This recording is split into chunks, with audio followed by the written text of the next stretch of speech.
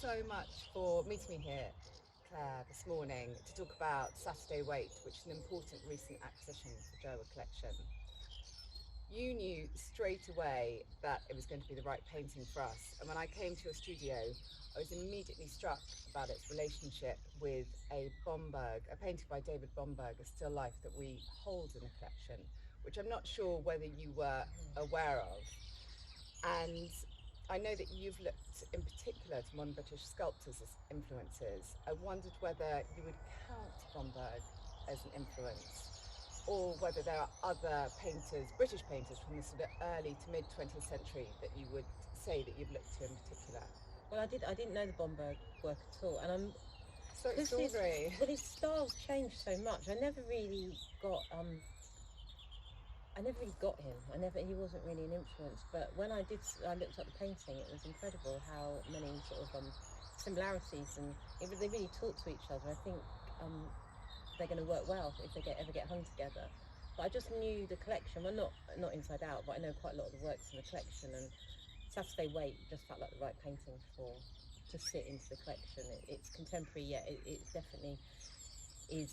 There's some dialogue with a lot of the artists I've been looking at.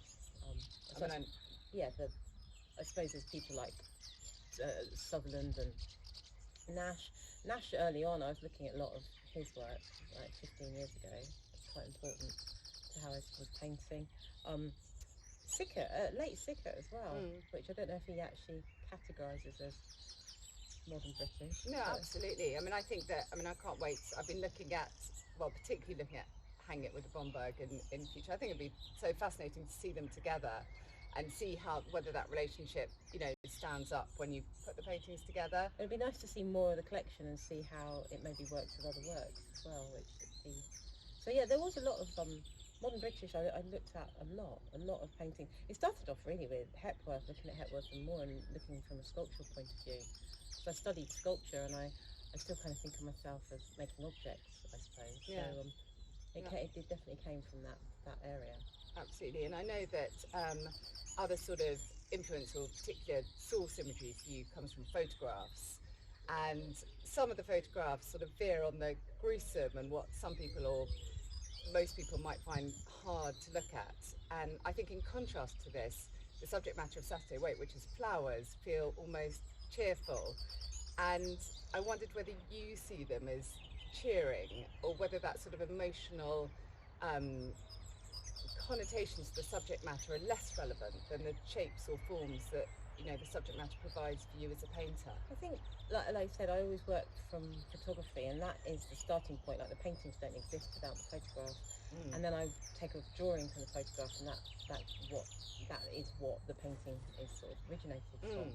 With the photo and the drawing together, they're kind of like the source material for the work.